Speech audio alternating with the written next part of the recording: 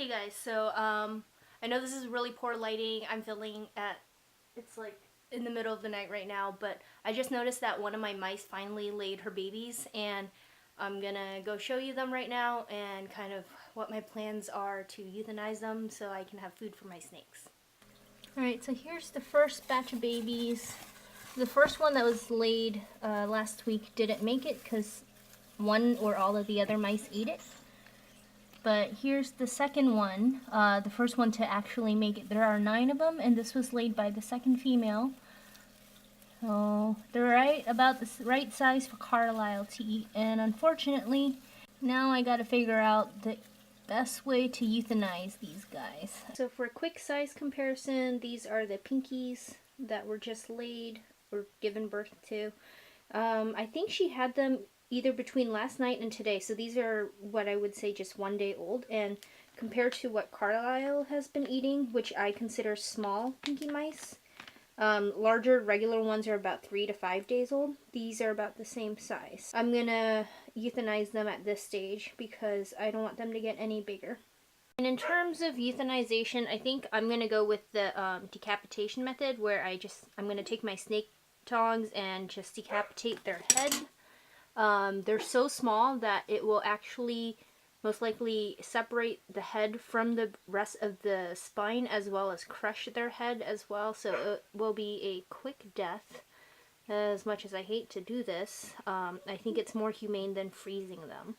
So I've got 9. Here they all are.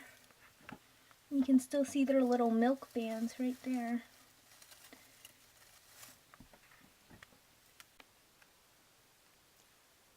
Alright, so I just euthanized all 9 of those mice pinkies, and I would say the experience was a little traumatic for me. Stop, please. I don't like to kill animals. When I first got my tarantulas, the little baby ones, I had to crush up crickets, and that was like kind of the first time I really had to kill animals on a regular basis.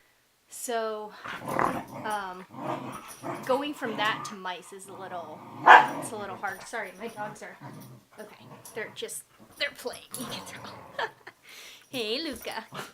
Anyways, I did use the decapitation method. I used the tongs and I squeezed the back of their neck. I think I went too rough on 2 of them because I kind of scalped them, like their skin kind of ripped off all the way, but they all died very instantaneously. There was no squirming or anything. There was like, their legs were twitching, but I'm a medical student and I know that's all just, it's nerves and reflexes, so it wasn't like they were still alive. And it was instant decapitation, and there's no way that they could have lived right after that, so they had a very quick, fast death. I wish I could have just stuck them in a freezer bag and stuck them in there, but I know from researching online that it's not always the best thing to do because they slowly freeze to death, and that can be a very painful death for them. So I wanted to do something that was fast, and that was the most humane way I could find online. So that's what I ended up doing. I think it's been, I don't know how long it's been since I've had these mice, but it took a lot of effort. I want to say like I've had them for 2 or 3 months now, but it took a lot of effort just to get 9 pinkies, and that will only feed Carlisle for about a month because he eats 2 of them each week. So it was, I want to say it's a lot of effort for a very small amount of reward, I would say. I think if I had caught the first litter, it would have been better because I did have two females that were pregnant, but the first one, I guess she laid her litter and ate them before I could find it, so that kind of put a dent in it. So I guess that's why this time around I'm having a smaller amount of pinkies available, but hopefully now that I've kind of learned, I've kind of got a good grasp of it, on when to start separating the female from the male, or from the rest of the mice, I guess. I may have waited too long for the first one. So the second mouse, the darker one, who I've given them names.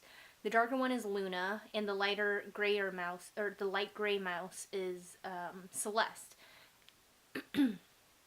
And the boy is Max, just because I like Max. Anyway, so I think what happened was Celeste was pregnant. She was more pregnant than Luna. And I originally didn't want to separate them because I read that like there could be some issues of mice cannibalizing each other when they're reintroduced back into the group. So I was hesitant to separate her from the rest of the group. And I think I may have waited too long on my decision on whether I was going to separate them or not.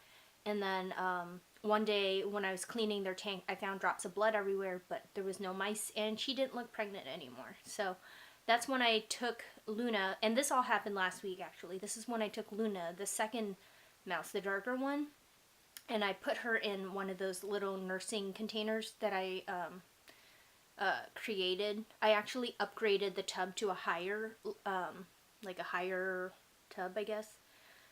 So she was in there for a week, and then I had the mice, the little babies, today. So I know this is like a very raw kind of unedited footage, but I just wanted to put my thoughts out there on, I guess, like what it's like to breed your own mice and then having to euthanize them afterwards, because it's part of it. This was probably the hardest part. I was really excited to see the babies, but it took less than half an hour for me to kind of get them all set up for euthanization. And the Luna, I reintroduced her back into the group, and they're still kind of figuring out their little hierarchy right now. I still hear a little bit of squeaking. I think Max wants to mate with her right now, and she's not like having it. She did like rear up against him. So they're kind of like trying to work themselves out. The biggest issue is actually her and Celeste, the two females. They were like fighting or something. So I don't know if mice have hierarchies, but yeah, so they were fighting for about half an hour, and now they're getting along again. And that was one of the issues I was worried about when you separate one of the females to have them nurse their babies and then reintroduce them back into the group. I was worried that there were going to be issues like this. So I had kept a really close eye on them, and within half an hour, they're back to normal. So I think I can relax for a little bit. My heart's still kind of beating really fast because I just had to kill those baby pinky mice. So anyways, those are my 2 cents on breeding my own mice, and hopefully I will get better at this with time. And I wanted to make this video just to kind of like show the good and the bad side of things. So there you go.